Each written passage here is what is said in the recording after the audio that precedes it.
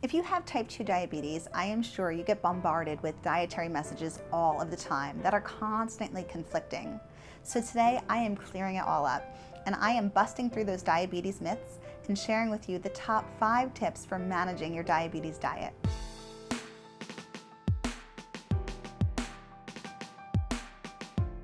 Hey everyone, Erin here with Healthy Mom, Happy Family.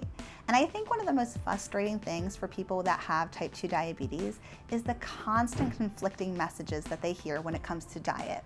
Everyone has an opinion, right? Your friend, your physician, your next door neighbor, your coworkers, everyone tells you something that is different.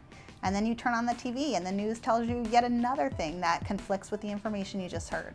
So many times when it comes to managing your diet with diabetes, you just don't even know where to turn or who to trust. So today I wanted to really break through some of the most common diabetes diet myths and share with you the true truth so that you can eat without fear and still manage your blood sugar levels. So the first diet myth I wanted to discuss is that you have to avoid all sugar when you have diabetes. Now, is that the truth? No, you can have sugar when you have diabetes, but not all sugar is created the same. It's the added sugar in food that we want to limit and avoid, whereas naturally occurring sugars are still fine to include in your diabetes meal plan. The difference is that naturally occurring sugars, like the ones you find in fresh fruit, are bound in this matrix of nutrients. They're bound with things like water and fiber. So this really slows down how quickly that sugar is digested in the body, and your blood sugar stays more steady. On top of that, these naturally occurring sugars, because they're bound with things like fiber and antioxidants, they're bringing beneficial nutrients into your body. We don't want to cut out fiber and antioxidants from our diet. Those things are beneficial and they improve health. They fight against future disease. So we don't need to cut out naturally occurring sugars. But what you do want to look out for are added sugars in the diet. Food that contains added sugar should be limited. You don't want any more than 10% of your total calories coming from added sugars, because they're empty calories. They provide little to no nutritional benefit, and they can drive blood sugar up. So you don't have to avoid all sugar, but you do want to limit those added sugars and choose foods that only contain naturally occurring sugar instead. Now, the second myth I am sure you've heard with diabetes is that carbs are the enemy. You need to avoid carbs at all costs. Is that true? No. People with diabetes can still eat carbohydrates. But just like not all sugar is created equal, not all carbs are created equal either. Certain carbohydrates will drive up your blood sugar. They'll cause a spike in blood sugar and a spike in insulin levels. And those are the rapidly digesting carbohydrates. Those are the added sugars. Those are the refined carbohydrates like white bread and white rice. Those we do want to limit. But not all carbohydrates are bad for people with diabetes. When you think about foods that contain carbohydrates, vegetables, fruits, whole grains, these are beneficial foods. Research shows that a diet rich in fiber and a diet rich in fruits and vegetables and whole grains actually limits the risk of type 2 diabetes. That reduces belly fat and slims waist circumference. It even reduces the risk of cardiovascular disease, which people with diabetes are at a greater risk of. So we don't want to cut out whole food groups from our diet. But when it comes to choosing the right carbohydrate, you want to choose carbohydrates that are rich in fiber and are slow digested. So whole fruits, whole grains, and limit things that are rapidly digested, like those refined white flour carbohydrates. Now, it's also important that you space your carbohydrates out during the day. When you have too many carbohydrates at one time, that's what's going to cause your blood sugar to rise. So yes, you can eat food with carbohydrates, but space it out throughout the day. And work with your diabetes care team. They can help you to determine the exact amount of carbohydrates that are right for you at each meal and each snack. Now, the third myth I hear when it comes to diabetes management is that meal planning really doesn't matter. You cut out the carbs, you cut out the added sugar, and you can just choose whatever else you want to eat any other time of day. And that's not really true when it comes to diabetes management, or really health in general. Meal planning is important, but it's really important when it comes to carbohydrates. The amount of carbohydrate you eat at one time will determine how quickly and how much your blood sugar will rise after the meal.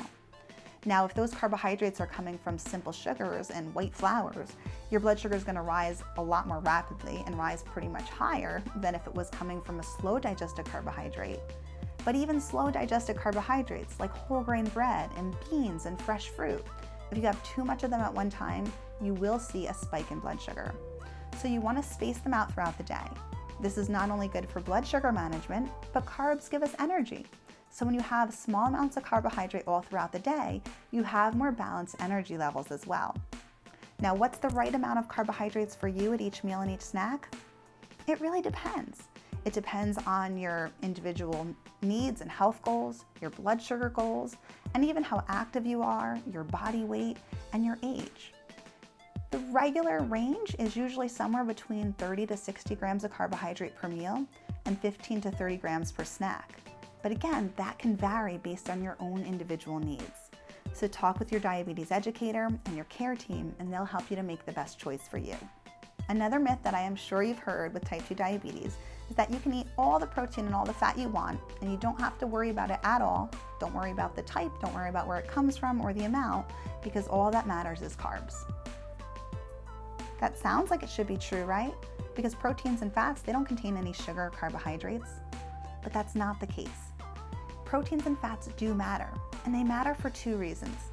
Because if you just have all the protein and all the fat that you want, and you don't count it, and you have an excessive amount of calories from it, those extra calories get stored as fat. Yeah, even if they come from protein and fat, any form of excess calorie that we don't burn off will be stored as fat in our body. So if we start to gain weight and we start to hold on to more body fat, that can make our body more insulin resistant, and that makes it harder to manage blood sugar over time. The second reason this is a problem is because the type of protein and the type of fat do matter. Research shows that eating large amounts of saturated fat and high-fat animal proteins increases the risk of insulin resistance. So people who eat a large amount of high-fat animal proteins and lots of butters and creams and all these saturated fats, they can be driving insulin resistance in their body. And the more insulin resistant your cells are, the harder time you're going to have at managing blood glucose levels. So when it comes to your choice for protein and fat, you want to try to choose more plant-based options whenever possible. Plant-based proteins are great, or lean animal proteins like fish or chicken breast over high-fat animal proteins. When it comes to fats, try to choose more plant-based fats, which are the unsaturated fat, over the saturated fat coming from animal products. So olive oil, avocado, nuts, and seeds, those would be great plant-based choices that would be beneficial for diabetes management as well as cardiovascular health too. And the last dietary tip I want to give you when it comes to diabetes management is you don't just want to focus on what you eat. How you eat matters too. And this is a myth I hear all the time, that all I need to focus on is what I eat and I can manage diabetes. But it's not just what you eat, it's how you eat. This is so important for all of us.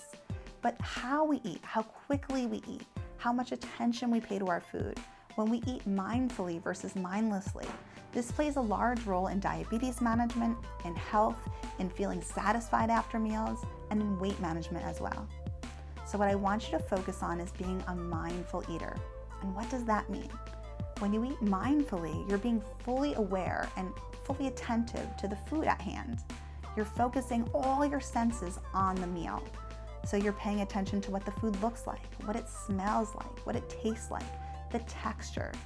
When you do this and you're fully present as you eat more slowly, but you also feel much more satisfied. And studies have shown that when we eat mindfully, not only might you eat slower and eat a smaller portion at the meal, but because you feel more satisfied from that meal, you eat fewer calories and smaller portions at subsequent meals during the day. And that plays a major role when it comes to weight management. You can follow a diet and lose weight, but 85% of people regain the weight when they follow just diet alone. However, when you apply mindful eating strategies and you're really paying attention to how you eat, those individuals not only lose weight, but they tend to keep it off for years to come because they're changing that behavior around food and they're improving their relationship with food as well. So there you have it. Those are my 5 easy tips to managing your diabetes diet. So what do you think? Have you heard some of those myths as well? Were you following them? What changes are you going to make to your diabetes diet now? Comment below and let me know. And if you liked today's video, don't forget to subscribe so you never miss a new video. Thanks for joining me.